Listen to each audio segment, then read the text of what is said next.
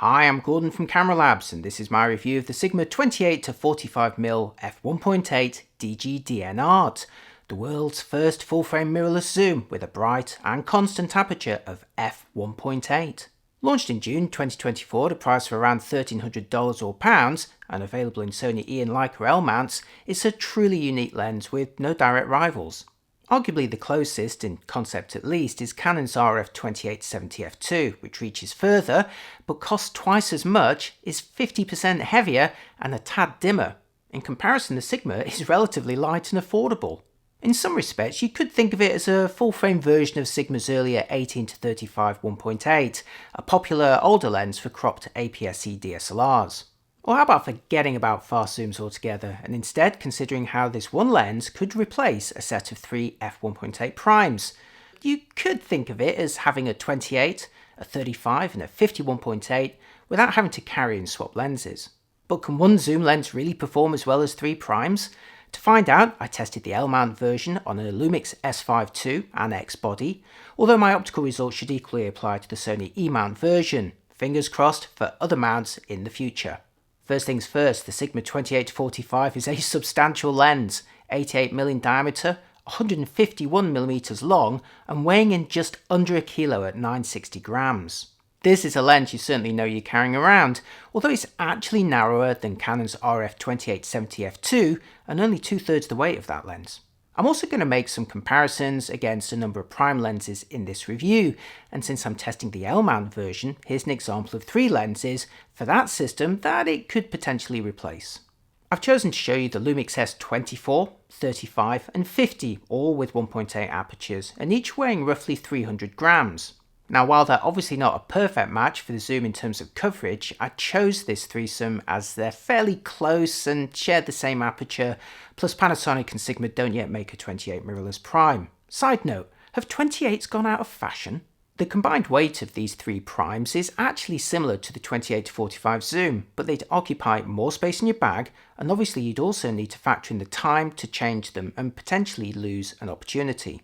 Price-wise, these 3 primes also work out more expensive at roughly $1,800 or pounds as a set, although again they are delivering slightly wider and longer coverage at each end. I'm going to include some results from several primes throughout my review. But back to the design, and to illustrate the size difference once more, here's the Lumix S50mm 1.8 on the S5 IIX body, followed by the Sigma 28-45. It's clearly a considerably heftier prospect than a single prime, but again it's designed to replace 3 of them. The controls start at the mount end with an aperture ring running between f1.8 and 16. Here I have it set to clicked 1/3 increments, but flicking a switch on the underside of the barrel declicks it for smooth and silent operation. Meanwhile, the switch on the other side can lock the ring in the A position for body-based control of the aperture. There's also a switch for auto and manual focus. Next up is the zoom ring, marked with 28, 35, 40 and 45mm focal lengths. This turns very smoothly and the barrel thankfully doesn't extend during operation. There's also minimal movement of the elements within the barrel while you zoom, which makes it easier to balance on a gimbal.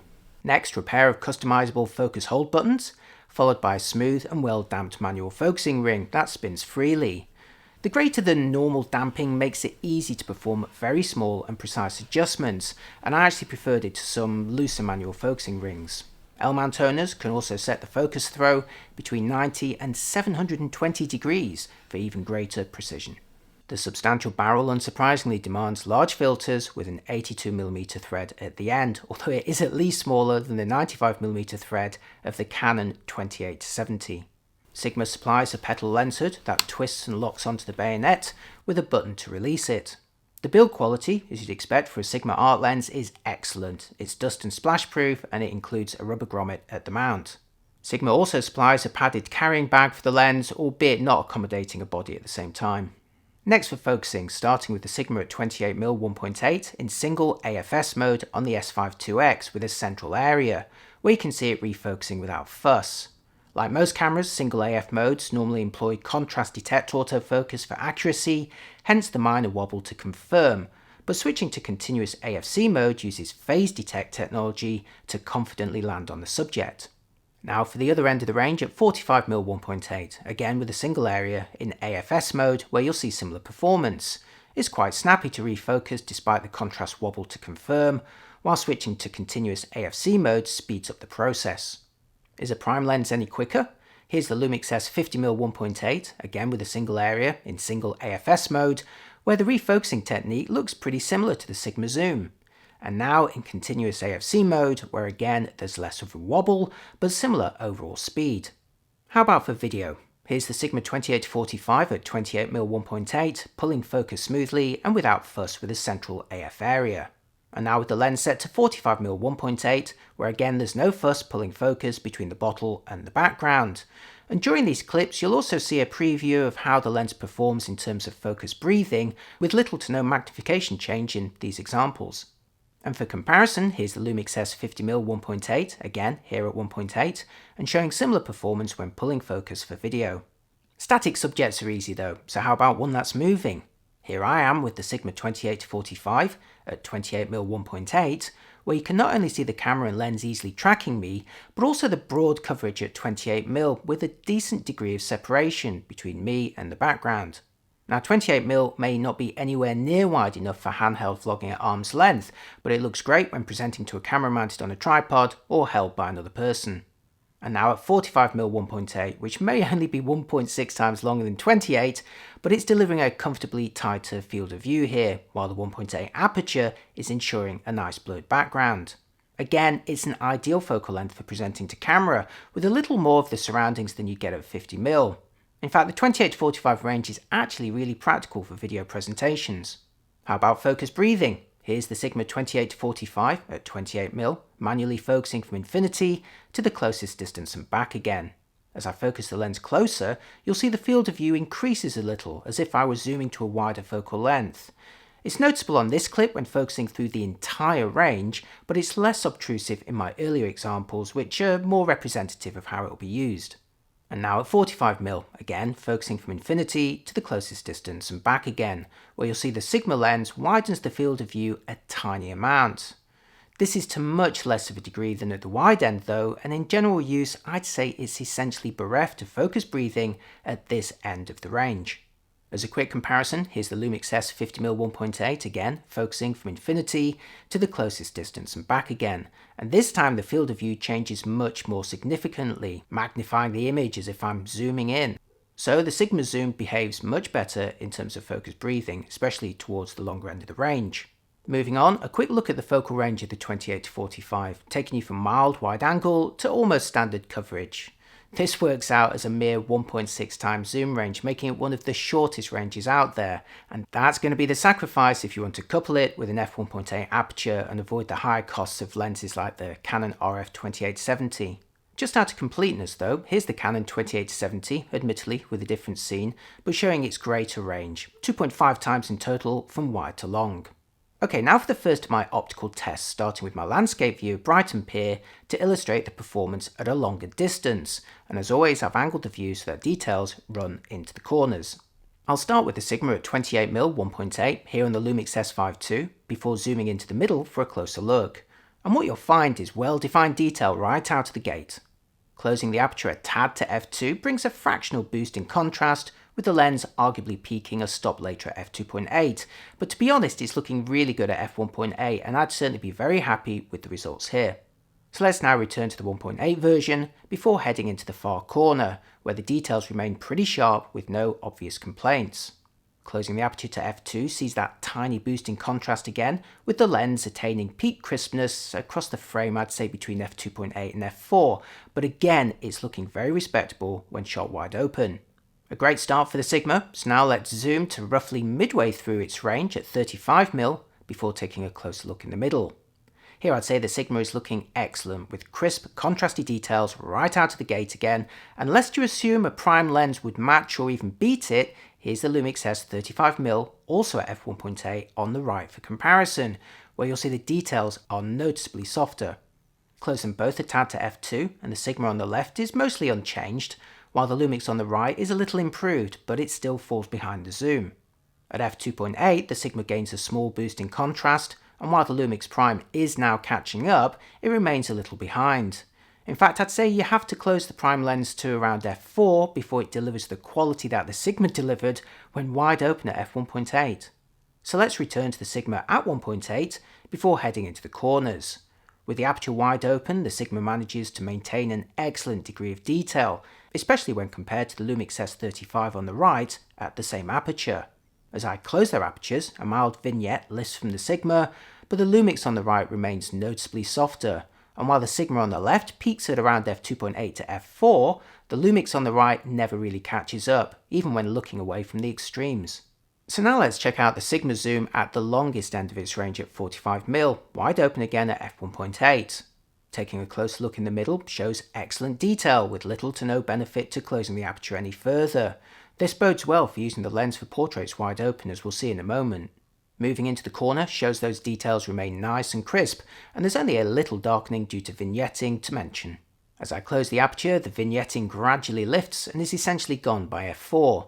But the impressive part is how the details have remained sharp across the frame and throughout the focal range, even when the aperture is wide open. This is a very sharp lens. Now let's move on to a portrait test, starting with the Sigma 28-45 at 45 1.8, where you can see how easy it is to separate the subject with the nice bright aperture. There's substantially more blurring here than you'd have with a typical zoom lens at f2.8 using a similar focal length. Zooming in reveals tremendously crisp details, proving the lens is sharp both near and far, even with the aperture wide open, but it doesn't come at the cost of bokeh, which is nice and soft here. Let's keep the Sigma on the left and compare it to the Lumix S50mm 1.8 on the right, both at f1.8, and you'll notice the Sigma is delivering slightly crisper details around my eyes. The bokeh blobs are a little larger on the Lumix due to its slightly longer focal length, but their rendering styles look pretty similar here. But again, if it's crisp details that you're after, the Sigma wins this comparison. For maximum bokeh blobs though, it's time for my fairy light test, and you're looking at the Sigma 28-45 at 45mm 1.8 here. For comparison, let's put the Sigma on the left and bring in the Lumix S50mm 1.8 on the right, with both lenses at f1.8. This sequence was taken from the closest focusing distance of the Lumix lens. With both lenses wide open, you can see how the blobs on the Sigma on the left become more elongated than the Lumix on the right, although both are sharing a similar style in terms of avoiding hard edges or textures within. As I gradually close the aperture down, you'll see the blobs shrink and begin to reveal the geometric shapes of their respective diaphragm systems from around f2.8 onwards. And it's also around this point that the Sigma begins to avoid the elongated blob shapes towards the edges. There's no right or wrong here, so do you have a preference between them? But the Sigma has the benefit of being able to focus closer. So here it is as close as the Lumix S50 1.8 could focus, but now here it is as close as it can focus, delivering significantly larger blobs, not to mention greater magnification on the subject. As I close the aperture, you'll again see the elongation mostly gone by f2.8, and from this point onwards the impact of the diaphragm system. Let's briefly return to the 45 1.8 sample, before switching it to 35 1.8 from the same distance, and finally at 28 1.8 again from the same position. Like the portrait test, there's visibly more blurring and separation than you'd achieve with a typical bright zoom at f2.8 at the same focal lengths and distances. This is the key selling point of this lens. And if you're interested in diffraction spikes, here's how it looks at the minimum aperture of f16 at 28mm when pointed directly at the sun. And finally, in terms of macro performance, here's a ruler photographed as close as the lens would focus at 45mm, where the lens has delivered 130mm across the frame. At f1.8, the extreme edges have become a tad soft from this distance, but it's nowhere near as bad as many lenses look when wide open, and if you can close down the aperture, you'll enjoy good results right up to the extreme edges. Which now brings me to my final verdict, during which I'll share some general photos that I took with the lens around Brighton. The Sigma 28-45 1.8 is not only the brightest full-frame zoom around, but one of the sharpest lenses that I've tested. The headline feature is of course the constant f1.8 aperture, and as my tests have shown, you'll be able to shoot with it wide open for subjects near and far and enjoy very crisp details right across the frame. Optically speaking, there's nothing really to complain about. There are small boosts in contrast possible if you close the aperture a little, but I'd honestly be very happy shooting with this lens wide open most of the time and only closing down the aperture if I'd be after a larger depth of field. The price is also surprisingly keen, costing roughly the same as Sigma's most recent 24-70 2.8 DGDN2, giving you the choice between having a broader range or a brighter aperture. Both are excellent lenses. The major downsides of the 28 to 45 are of course its fairly limited focal range, just 1.6 times, and the sheer heft. Sure, it's still only 2/3 the weight of Canon's RF 2870 f2, not to mention half the price, but at just under a kilo, it's still a lens that you're very aware you're carrying around. The range is of course a personal choice. If you mostly shoot between 28 and 50, you'll of course be absolutely fine, but as a general purpose lens, I did personally miss having the extra reach of a lens that zooms to say 70 or 105mm, but equally I revelled in having a much brighter aperture than a typical zoom lens. I think the 28 to 45 would excel for events where larger groups or shorter distances would rule out shooting much above 50 anyway, and it's also a perfect range for videographers filming pieces to camera or B-roll under a variety of conditions. The range and heft also become easier to justify if you think of the 28 to 45 as effectively replacing 3 typical prime lenses. If you previously carried and swapped to 28, 35 and 50, well, the 28 to 45 zoom will certainly save you time without compromising overall bag size, combined weight, total price, or even optical quality. Ultimately, it's a specialist tool, and you'll need to think carefully whether the range and the aperture would work well for your subjects and scenarios, but there's certainly no denying the 28 to 45 is an impressive lens with superb performance and a genuinely unique proposition. And that's it for this review. I hope you found my test useful. Let me know what you think in the comments and whether this is the kind of lens that you'd like to see manufacturers make more of. Which only leaves me to kindly request a like and a follow if you enjoy what I do, and to thank you for watching. I'll see you next time. Bye bye.